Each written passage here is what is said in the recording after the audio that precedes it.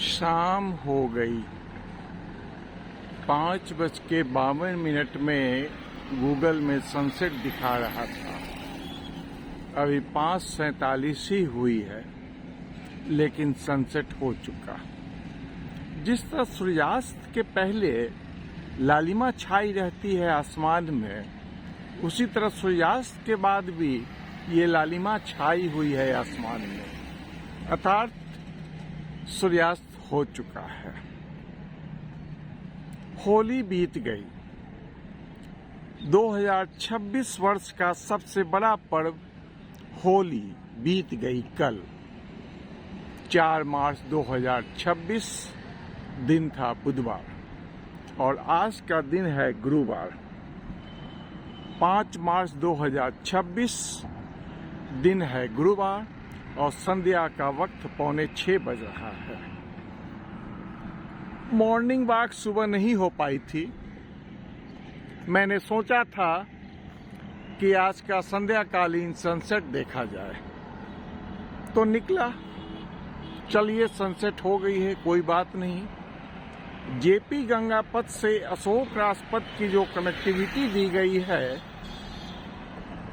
कृष्णा घाट के पास से, उस रास्ते पे आने से सनराइज और सनसेट पूर्ण रूपेण दिखाई देती है। तो मैंने उसी पथ को चुना और सनसेट देखने आ गया। लेकिन नहीं देखना था, नहीं दिखाई दिया, कोई बात नहीं।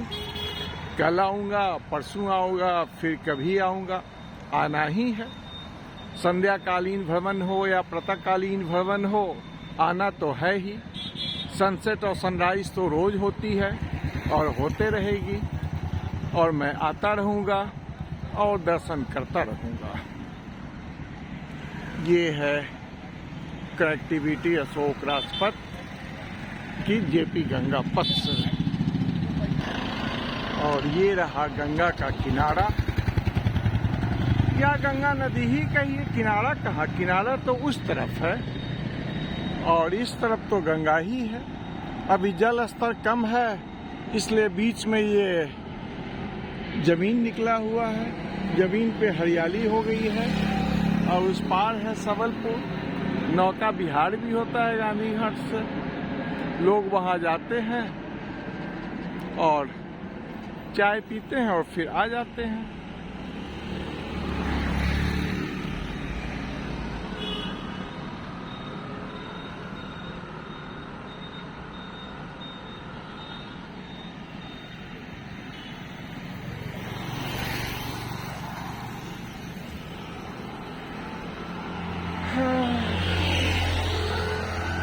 चश्मा तो प्रोटेक्शन है, आंखों में धूल कल न चली जाए या पतंगा न चली जाए।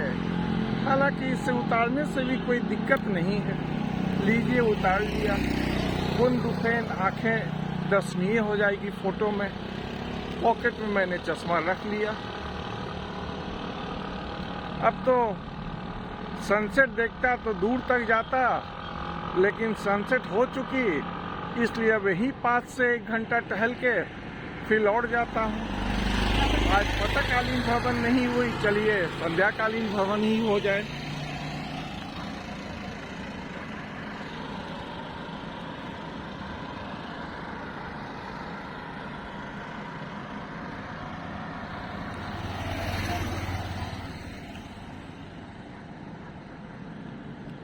लाइटिंग भी हो चुकी है।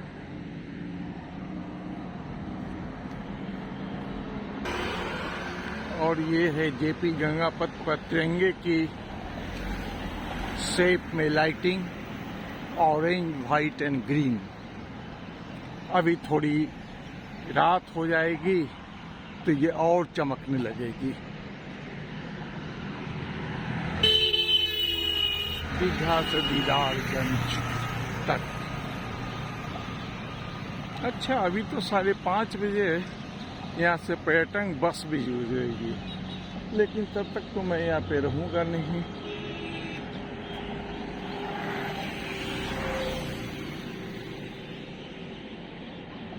इस तरफ का लाइटिंग